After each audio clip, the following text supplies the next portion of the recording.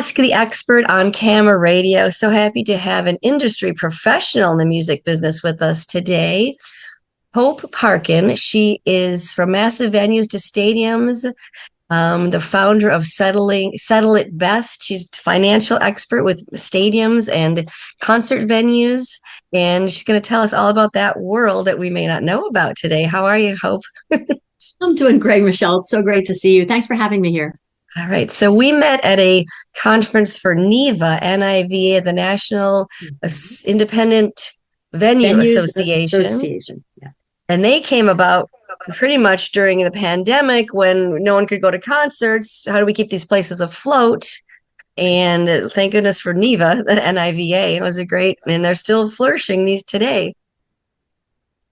Yeah, it filled a need, and it filled a hole for a lot of venues who aren't being managed by the two or three giant ones around the world. We all know, who they are. And there was really no place for independents to go to find information or meet other people or talk about anything. So I think it serves a really good purpose and a definite need in our industry. Yeah, exactly. So break it down in somewhat of an elevator pitch. How do you assist in these venues exactly? The way I assist in these venues is basically to teach venue finance people how to do the accounting that we need to do to produce financial statements that can be used as management tools. I mean, there are a lot of CPAs out there. I'm one of them. And there are a lot of accountants out there who are wonderful.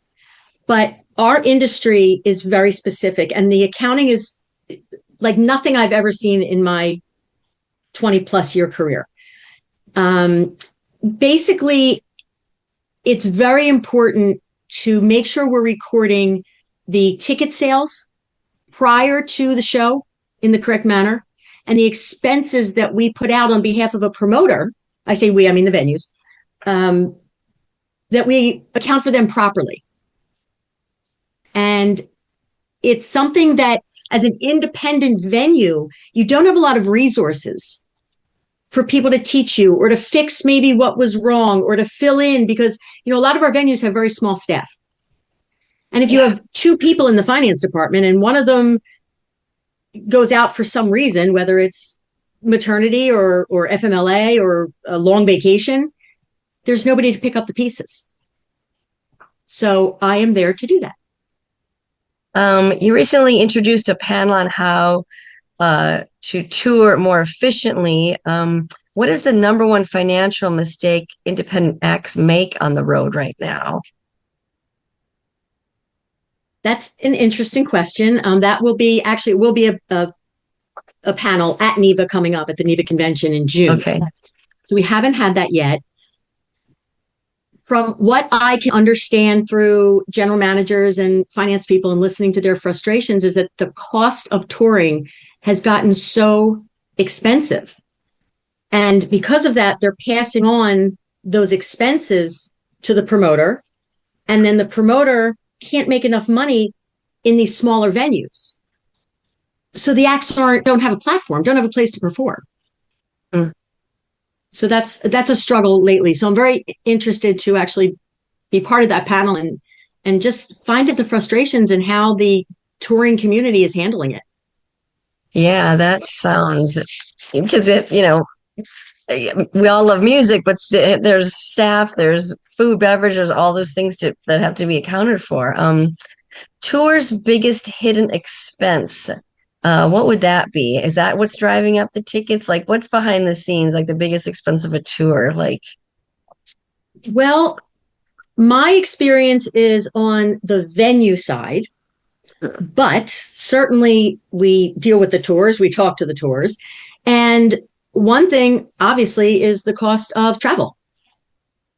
You have to fly or take a bus, and there's gas, and there's all kinds of costs associated with that. And it's not just the artist, it's their crew, which can be massive sometimes.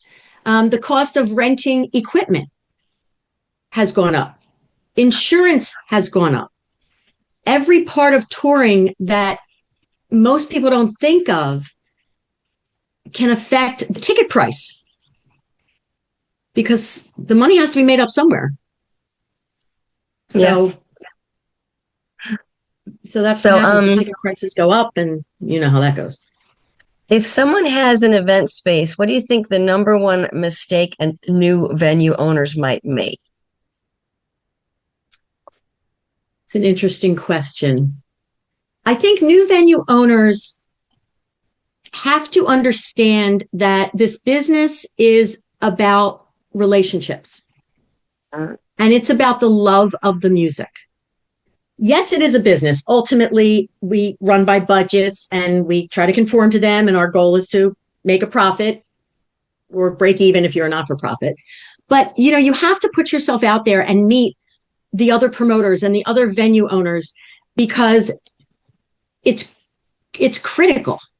It's so difficult now being bombarded with so many artists and so many ways to listen to music or see a concert or, you know, watch your favorite performer, that as a venue owner, we need a way to capture that and to get to the right people that are right for our particular community. So not only do they have to have a relationship with our industry colleagues, they must have a relationship in the community.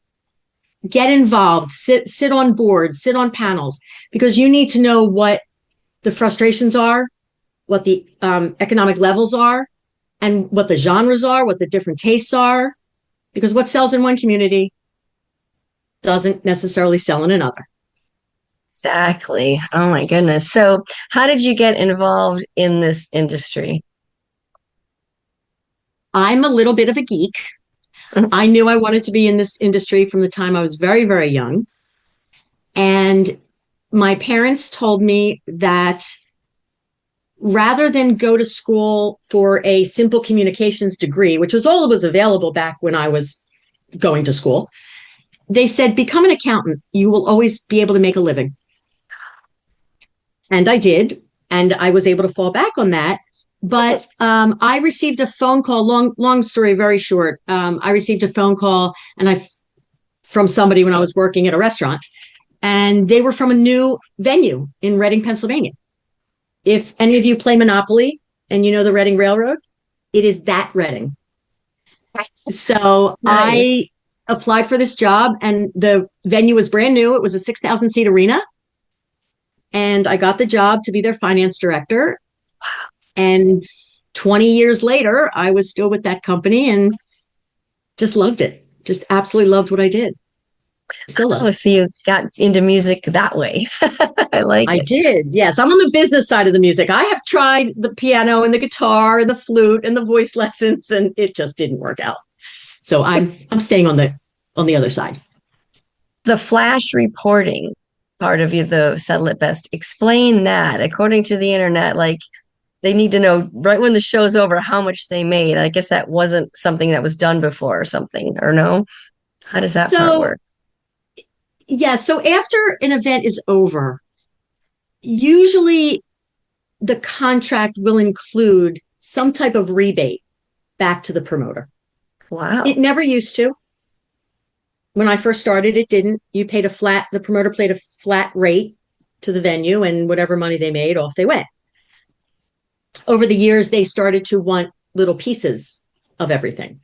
So the general manager needs to know as soon as possible after the show, how much they made or lost, so that they can figure out, number one, if the rebate isn't specific, they can figure out what they're able to give back to help the promoter. Let's say it's a loss on a show. You know, you certainly want to help the promoter because you want them to come back and you want them to be happy with your building. And again, it's that relationship thing. Word spreads very quickly in this industry. So, you know, you have to make sure that you're making the people happy that support your building. So they need a flash report. And all that is just a very quick snapshot of the ticket sales, estimated labor, estimated concessions, merchandise, all that stuff. Mm-hmm. And it just helps the general manager figure out where they stand. So, Yeah. I mean, now it's a little easier because now you have programs, accounting programs that, we didn't always have, where you can just run a P&L in QuickBooks or Peachtree, Sage, or NetSuite, or, whatever you choose to use. And then venues take part of the merchandise. From what I know. Break that down for people, because some people are like, why is this t-shirt $40? Well, there's a little more to that. Yeah, there's a little behind the scenes with the shirt, or whatever right. it is. So the merchandise is the one thing that is only between the artist and the venue. The promoter is not involved in that. So the venue will sell the merchandise sometimes on behalf of the artist, or the artist will bring their own sellers. At the end of the night, there's a split. And hopefully the venue will get a little piece of that. Or what's really been happening a lot now, because it's much easier, is a buyout. The venue will just ask for a per head dollar amount, so that they don't have to worry about 2:00 in the morning counting out all the merchandise, figuring out what they sold, figuring out what they made. It can be a long night, especially if it's a very large, popular show. So what does that mean, a buyout? Like the venue will buy the shirts and No, so what a buyout means is that, it's a really good question. In this particular case, the buyout means that the artist seller gives the venue a certain amount of money, a dollar per head, $2 per head, whatever it may be, instead of giving them a percentage of the sales. Okay. So it is a lot easier. You just figure out how many people came through that door, you give them the per head amount, and the venue's done. And the artist doesn't have to worry about the split. And they also don't have to worry about sending money to the venue. A lot of times we used to deal a lot in cash. As you know, we don't now. So if the artist has their own credit card machine, well, they don't have any cash. So they have to wait until everything comes in. So this way it's easy. But what if a set amount of people do not buy any merch? That's the chance that the artist is taking. But from history, the artist is going to know on that tour what their average sale. Yeah. It's pretty consistent. I think that makes more sense, because I saw Sons of Legion at the Troubadour and it was sold out and everybody bought merch. So I think that, not everybody, exactly. Quite a line, I got to say. There was always a line for the merch, it seems like. I think we met at the Troubadour. I think that's where we met. Yeah. I love that's where the mixer was. That place is great.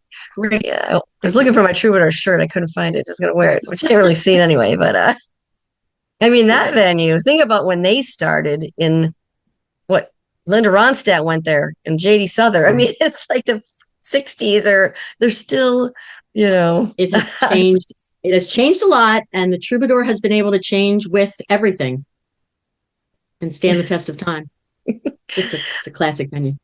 Where our signal reaches is like Ventura. We have the Majestic Ventura Theater, and then the new one, the Ventura Music Hall. So we've got two up there that are the big ones, where a lot of acts they'll do a show there, and then their big tour hits in a few months, and then they'll hit the big venues, in bigger cities. So it's kind of a jumping ground for that. Perfect. Let's see. So what is with a venue?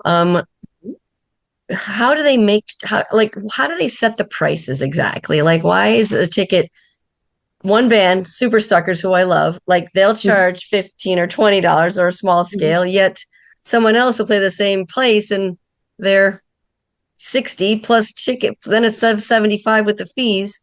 Right. That's a fabulous question. It's an absolutely fabulous question. And, my answer to every question that people ask me is, it depends. It's my favorite answer.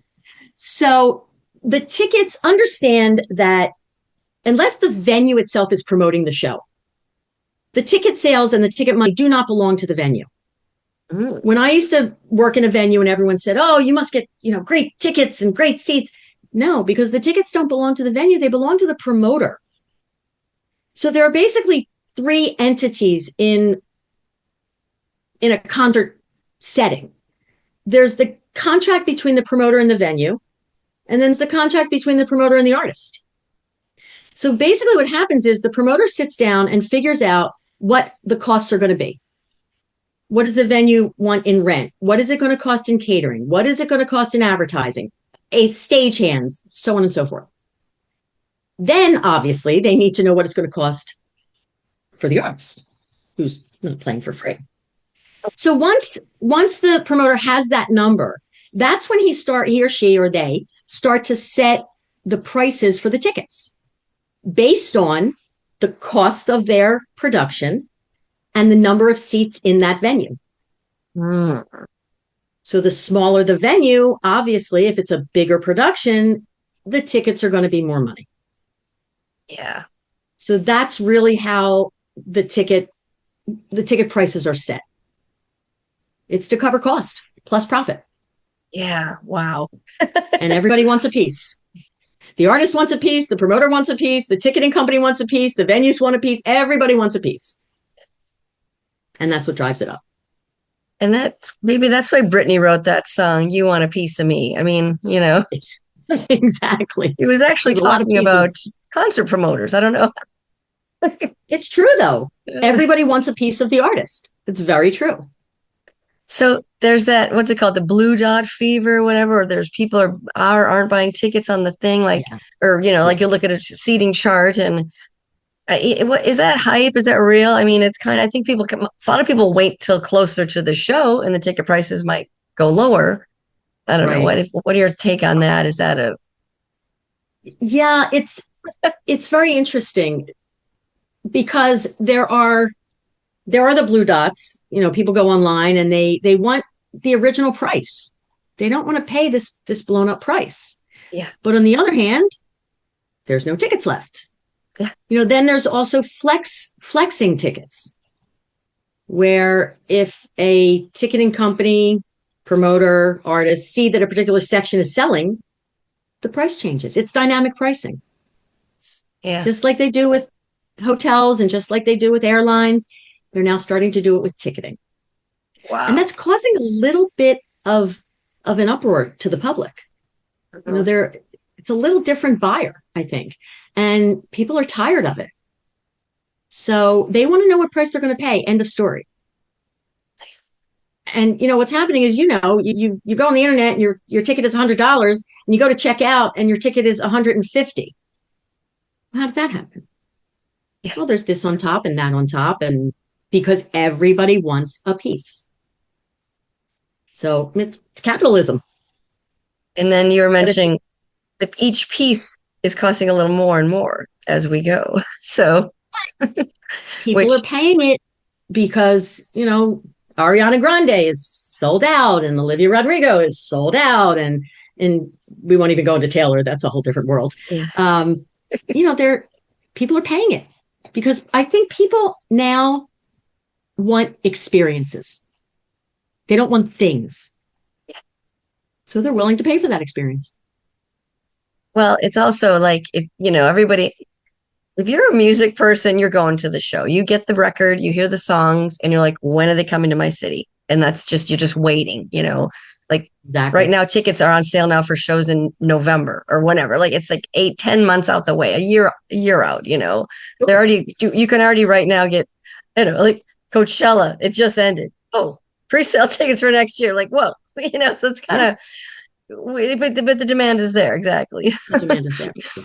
And it's also with festivals, it's more of a tradition, I think. Yeah. Oh yeah. Every year we go to whatever. Exactly. I feel like that's exactly it. So where do you see the touring world and all this stuff going? Is it for me, most of my favorite bands, I'm lucky, they play at the smaller venues. So I don't really do festivals in theory. Maybe I would, but but where do you see this, how is live music here to stay, obviously, but what trends have you seen that what you might be like, well, this might be coming soon? I think it's getting more interesting, to be honest, because I think that there are more avenues for an artist to get their music out than there used to be. Yeah. It was radio stations. You have to be big. You have to be one of the top. Now you can be a smaller artist and be on YouTube or play a 300 seat venue, and people will know about it. There's more. I think it's exciting. There's just so much talent out there that we were never able to get to before. I mean, you see it on America's Got Talent, or you see it on The View, or I'm sorry, not The View, The Voice. And you, even on YouTube, you can go on and see artists. So in a way, I think it's been a fabulous breakthrough for a lot of people that would not have gotten seen. And I'm thrilled about that.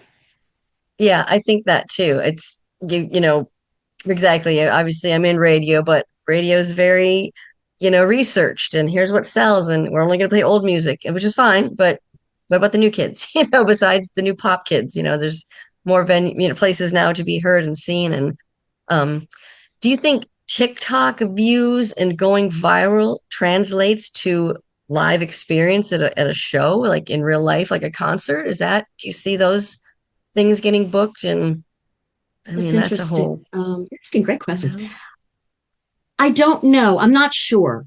I'm yeah. not sure because if somebody can watch it on TikTok and see this artist do different songs and different versions, they may not want to go to a show.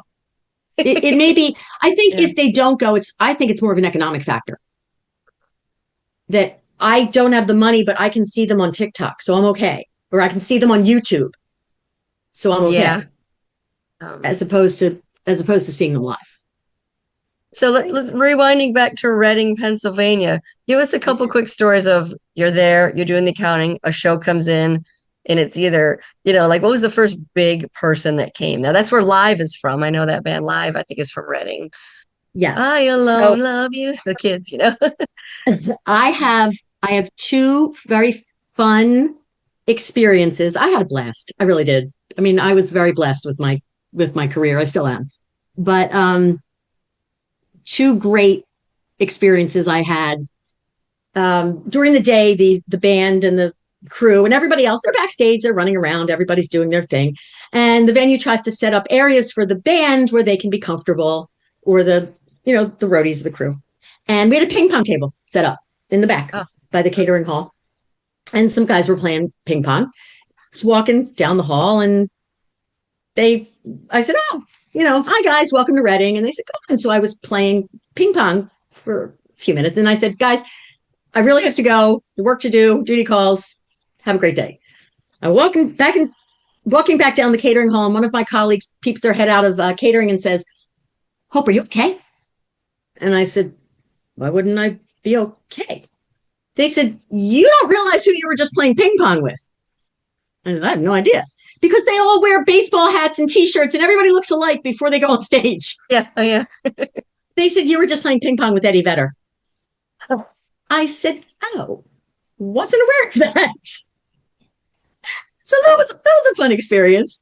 The other fun experience was, I am not athletic at all. And we had Bret Michaels from Poison. Oh, wow. His family is from Mechanicsburg, Pennsylvania, which is not far from Reading. So he and his family were in the loading dock with their bus. They come early, and we're hanging out, and they were tossing a football around with some of our stage crew. And I walked outside, and I said to one of my stage crew, hey, throw me the ball. He throws me, and I probably miss it or something. And so I said, I don't know how to throw a football. So Bret Michaels taught me how to throw a football. And of course, he was very flirty and, putting his arms around me to show me how to throw the ball. And we were just laughing. And he is a wonderful, wonderful person. Great to his kids, great to his family. He was just such a joy to have. But that was fun. I learned how to throw football from Bret. Who can say that? That's great. And could Eddie play ping pong? I mean, I'm guessing he's pretty good. Yeah, that's why I left. I was like, okay, this is too much for me. This is high level. I have to get out of here. Well, Pearl Jam in a 6,000 seat venue, that would have been early on. They couldn't have been superstars in theory. They're getting there at that point. Wow. I believe they were there. If I recall, it was for a political rally. Oh, okay. So I don't know which side, not important, but I think they were there to play for a candidate who was doing a rally at the venue. That's even nicer. Wow, how Mhm. sweet. Well, that's how we got them. Because otherwise, you're right. 6,000 seats. No, no, they weren't playing there. So, do venues come to you or do you go to them to work with them? Like, how does that work? Or do you, like the company? For my work personally, Yeah, like you're settle it best. How do you partner with a venue? well, so I go to a lot of conventions Yeah. and I meet people and they spread the word for me. I've sent out emails. I have the website. I have colleagues that I've called and said, hey, please let everybody know I'm out here. This is what I do. And it's really been word of mouth and contacts from all of my years of working with all these different venues. It's not easy. It's not easy to get the word out because, again, these independent venues don't have the avenues. They don't really know what's out there. So I'm hoping to continue to get the word out to say, yeah, there is somebody who can come in, show you what to do, and then leave. I'm not a permanent part of your payroll. And I do it because I love it. I mean, I have been doing it for, like I said, 20 plus, some years that you don't need to know how old I am. But I just love what I do. And I know the frustration that finance directors have when they don't know what to do, because I was one when I first started. And I wish I had somebody who could have shown me and explained things to me. So getting the word out is tough. I join organizations like NIVA. We all know what the industry organizations are. I don't need to, name names, but that's how I'm doing it. And when you first, let's say you walk into a place to just start with them, what's like is there a common thing or like, oh, they don't have this one right? Like a thing where you didn't know you needed to do this and they're like, oh, what's the one thing where they just go, oh, thank God you're here. We didn't, this takes us it takes us hours to get this done. And what are some of your, you know what I mean? 100%. I do know what you mean. So the first thing I do when I walk into a venue that's having issues is I ask for it's called a balance sheet reconciliation. So that reconciles every single item on the balance sheet. And what I tell them is, if you have no time to do anything before you close the books at the end of the month and do your financials, you need to assess your bank accounts. Obviously, please make sure they balance like you would your own account, the advanced ticket sale account, and the event liability account. Those two having to do with ticketing are the crucial parts and the biggest mistakes that are made. And that's when things can go south very quickly. The reason being, advanced ticket sales must be put into an accounting system by event. A lot of people they get their weekly check from that ticketing company, they throw it in and the other side, they hit ticket sales to balance. You can't do that. So they need to be by event so that you know that you've accounted for all the tickets for that show at settlement and that you have enough money in the box office account. And I'll tell you a story in a minute. And the other thing is the event liability account, because you need to make sure that all the expenses that you have been incurring before the show have not hit the income statement because the show hasn't happened. So, and a lot of the expenses aren't yours. Like the venue will place ads on behalf of the promoter. Well, we don't want those expenses going into the income statement because they're not the venue's expenses. At settlement, we will get reimbursed for them. So those two things are critical. And the funny story of COVID, if there can be one, is that pre-COVID, when I would go to venues all across North America from the company that I worked for, we would ask them to make sure that they had enough money in their box office account. And what we would say is, let's say in your wildest imagination, it would never happen, but the world shut down and you had to give back every dollar of every concert. Never in a million years thinking that this could actually be a possibility.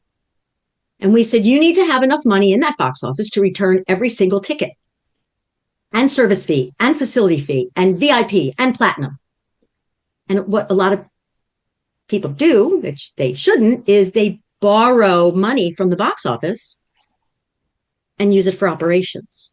Well, you can't. It's not your money. Until that concert happens, it belongs to the ticket buyer. And unfortunately, when the world shut down and every single show canceled and every single ticket had to be returned, the box offices came up short. And it was absolutely unbelievable. I mean, never in our wildest dreams did we think it would happen, and it did. Wow. So I believe anything How, can happen after that. how important are pre-ticket sales? Now you're saying that is it if you love your favorite band, you should get the ticket early, correct? Not wait, oh, let's wait till a week before. Maybe you should does that help the artist to buy it ahead of time or I I I don't mean, doesn't I matter don't either think way. so. I think that there's a pretty steady flow of how ticket sales work. You know, the pre-sale is going to be the diehards, belong to the fan club and belong to the venue mailing lists and all that. And then you have the people that are interested and they see it's coming and they, okay, yeah, I can go to that show. And then you have last minute people that will wait and say, is it going on a 2-for-1? Are they going to release better seats? Because a lot of times the day of show, Yeah. the artist ticket holds that they're not using will be released to be sold. So at the last minute, you could get a second, third, fourth row seat, but you're chancing waiting until that day. Yeah. So strategy. Yeah. Couple more minutes. Like I should have probably covered this sooner, but how does someone know if their ticket's scam or like a real ticket and the whole third party companies, that's going to start changing, I'm sure. But I've seen people buy things and it wasn't real. It's like, how can Yeah. consumers know the difference, The So, one thing that you can do, and which I've been caught with, and my brother, it's funny, whenever my brother buys tickets, he calls me. Is this a legitimate site? Beware of snipering. You go online and you Google Ariana Grande tour, and the first thing that comes up is maybe Ariana.grande.tour.tickets. yeah, And you click on it. If you're not an experienced purchaser, or even if you are, you click on it and you can buy the tickets and you can spend a lot more than face value. yeah, In terms of whether it's legitimate, I mean, the only thing I can say is buy them from credited sites, whether it's a ticket company's resale site or a well-known, reseller that can verify your ticket for you. yeah, It's the only way to do it. I mean, you're always going yeah. to take a chance if you go elsewhere. Definitely just check where you're clicking. If it looks You're suspicious, it clicking. probably is. I've done it. I went to buy tickets for, I forget what it was, and something just didn't seem right. My spidey sense went up. Yeah. And sure enough, I had gotten, snuckbird and sent off to the wrong site. Oh my So God. the tickets were just too expensive. So if it doesn't look right, feel right, and sound right, it probably isn't. Do you have a favorite venue where you walked in and went, this is absolutely stunning? I don't know if I can say that. I do have a favorite venue, and to be honest, I can't remember what city it was in. But there's a theater out there somewhere, wherever you are, let me know. And it's an indoor theater. And when you look up to the ceiling, they have designed it to look like the outside sky. And it is spectacular. And I apologize, but I do not remember where it was. I have had It to. might be do you think it was in Palm Springs, California? The historic No, I venue I know was it just wasn't at? No, okay, because because I there's was in. one out there that has that. I'm sure there probably are more Amazing. now. I Yeah. want to say it was somewhere in the Midwest. It was either in Illinois or Missouri. It was some place that I was shocked to find this absolutely gorgeous theater. And then, of course, there's theaters like Red Rocks, which are just, indescribable. And I've been to Red Rocks, and it's amazing. Yeah, It's I went amazing. there once. Well, twice. Once not a concert, once a concert. Loved it. It's worth the trip. It's beautiful. And Colorado, not Golden, Colorado. Is it Golden? It's right next to Denver, suburbs of Yeah. Denver. If for those who don't know what Red The- Rocks is, but thanks Did to you you happen too, to pretty know? much everyone learned Red Rocks. You know. Yes, it is outside Denver. And if you have the backstage tour opportunity, which they do give them, Oh, there's a neat. tunnel. And I don't know if you saw it, but there's a tunnel leading from the back of the house behind the stage up to the stage. And that tunnel is signed. Artists sign it on the walls. The people that have signed it, anyone from Joan Baez to the Beatles to Bob Marley to making them Wow. up if that's I don't know if they play there, but it's just the history when you're standing there is incredible. When you realize who you're standing amongst, it's it's it's overwhelming sometimes. That's how I feel. The Minneapolis First Avenue stars on the wall. That's always photo op time, you know. Absolutely. And the And Majestic there's so many. Ventura Theater, yeah, our one in our neighborhood, the Majestic Ventura. I like it because like there's levels. Like I'm short, so I'm up here. I can see. I can go down a few Right. stairs. I can do pit, but at least that place, I'm like accommodates the 5'3" people. So thank you for that 5'1". for most Thank you very much. shows. Yeah, there are so many beautiful, beautiful venues out there, especially the theaters. And the problem is that they're so old and it's difficult when they need repair. Oh yeah, Because number one, to find the craftsman to do to make it look like the original. And number two, the materials either are beyond expensive yeah. or they can't get them. Or there are actually theater um, renovators Ooh, that that sounds fun. specialize in older venues because as a lover of theaters, we all want to keep the integrity of them. Ask the expert. Hope Parkins here. Settle it best. Helping venues get everything together. This is fantastic. Our time is going to cut us off. So thank you for being on Camera Radio. Thank you, Michelle. It was great All to be right. here.